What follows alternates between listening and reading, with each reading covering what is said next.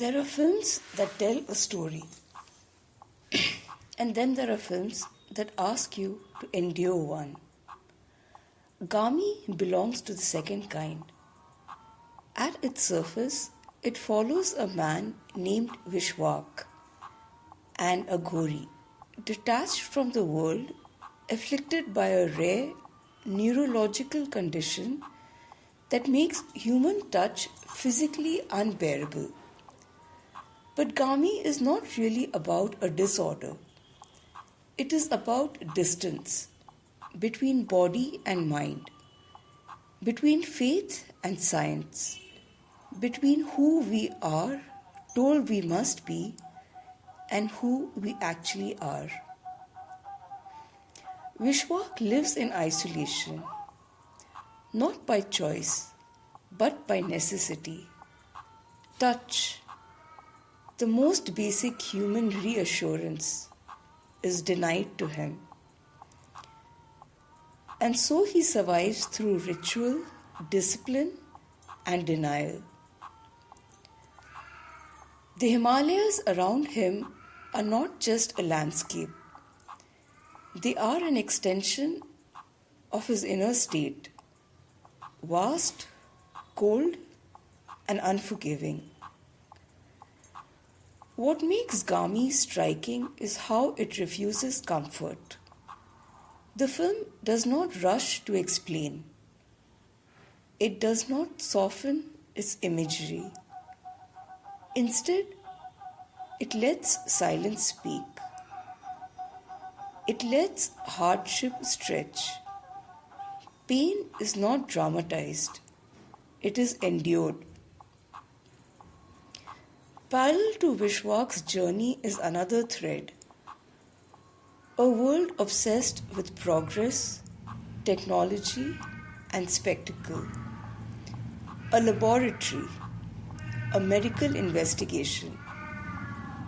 A modern attempt to decode what ancient belief has long accepted. And in this contrast, Gaami asks a quiet but powerful question. Is healing the removal of pain or the acceptance of it? The film resists easy answers.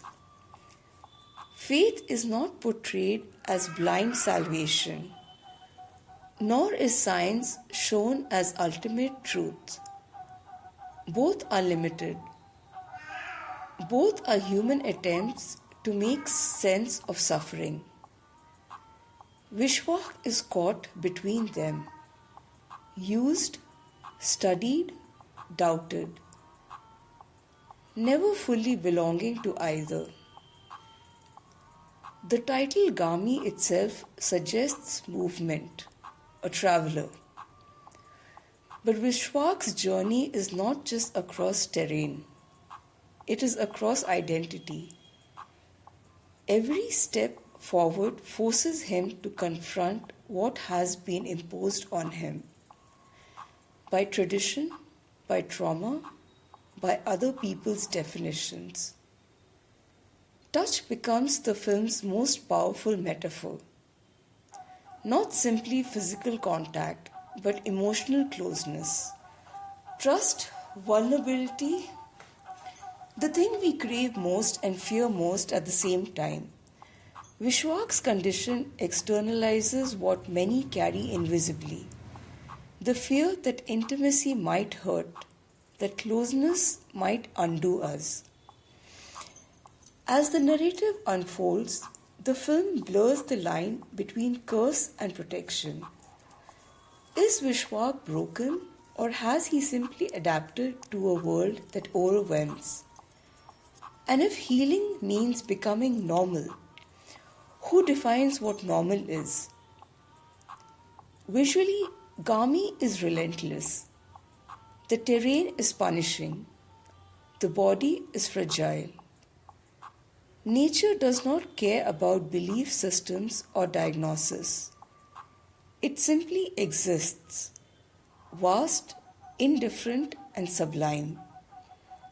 In that indifference, the film finds honesty. By the end, Gaami does not offer resolution in the traditional sense. It offers something quieter, a shift, a recognition that pain does not always need conquest. Sometimes it needs understanding. That identity is not a label handed down by religion or science, but something shaped through lived experience. Gaami asks us to sit with discomfort, to acknowledge that some journeys do not end in triumph, but in clarity. And perhaps that is its boldest act. Because in a world obsessed with fixing, curing, and categorizing, Gaami dares to say this: some truths are not meant to be solved, only walked through.